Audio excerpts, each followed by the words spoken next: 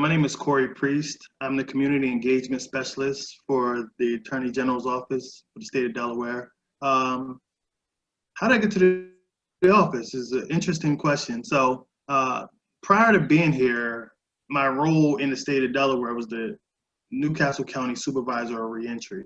I had personal lived experience in reentry and professional experience in reentry. And so my personal experience in reentry is doing time in the state of Delaware. And so with that knowledge and that expertise in my personal experience brought the professional experience along. And so the Attorney General saw some skill, some quality in me to hire me on and be bold enough to hire someone that the Attorney General's office has formally incarcerated. So upon coming to the office, I'm working with the same team that prosecuted me, and that's huge. We are community-based. We get out in the community, we walk the community, we do community resource fairs, we provide resources and services to many of the people who need them in our community. And what that does is build trust with our office, law enforcement, in our community. And since I am one of a few who can kind of navigate it all, it's a great place to be. And so one thing that we did in our office was target folks who are incarcerated. And typically, prosecutors don't target people who are incarcerated. Of course, they get arrested, then they go to court, and that's when they meet the prosecutor.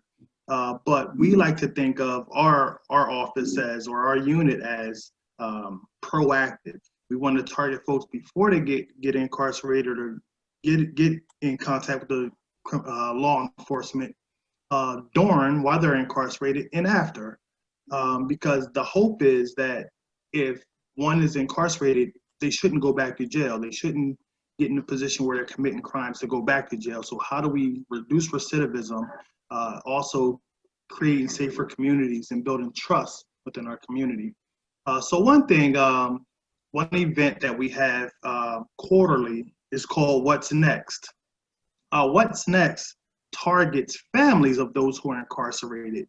When we think about reentry, we always think about the reentry. We always think about the person who's in and out of jail. We never think about their family, their friends, and the people who value them the most.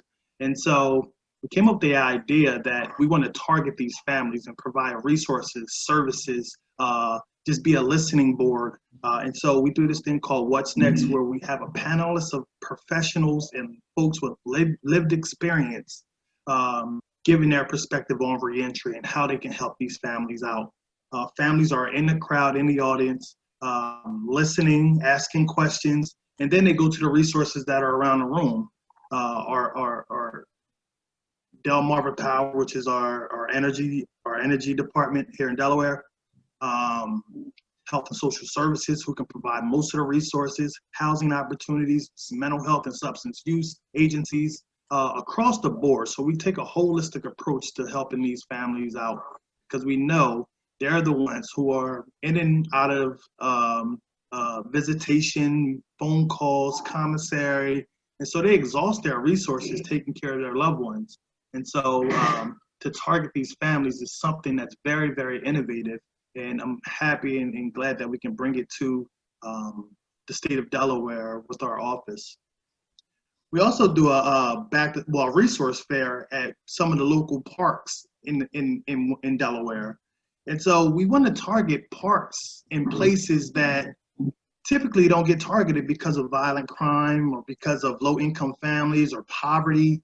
And quite frankly, some folks are just scared to go to these parks because of the violence. And so we're just bold enough to go to these parks and have a resource fair that can provide book bags, school supplies, free haircuts, water ice, food, resources, and more resources and more resources for these families who are living in these communities that feel ostracized by everybody in the business sector, in public sector, in government. And so when we go there, to spread love, care, and concern, bring resources and things that typically doesn't happen in these parks, then we're very, very loved and appreciated from the community. And so families come up to us and say, hey, wow, can you keep it going? Because no one ever comes to this park. Or my son just got a haircut for the first time in 3 months. Thank you so much. And the music, so those resource fairs are freaking phenomenal.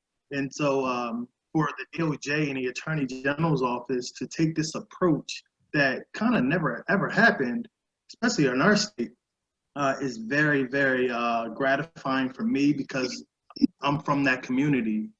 And so it's almost like I get goosebumps talking about it because it's so powerful, it's so impactful to families and people that we can just look at people for who they are and not just a case.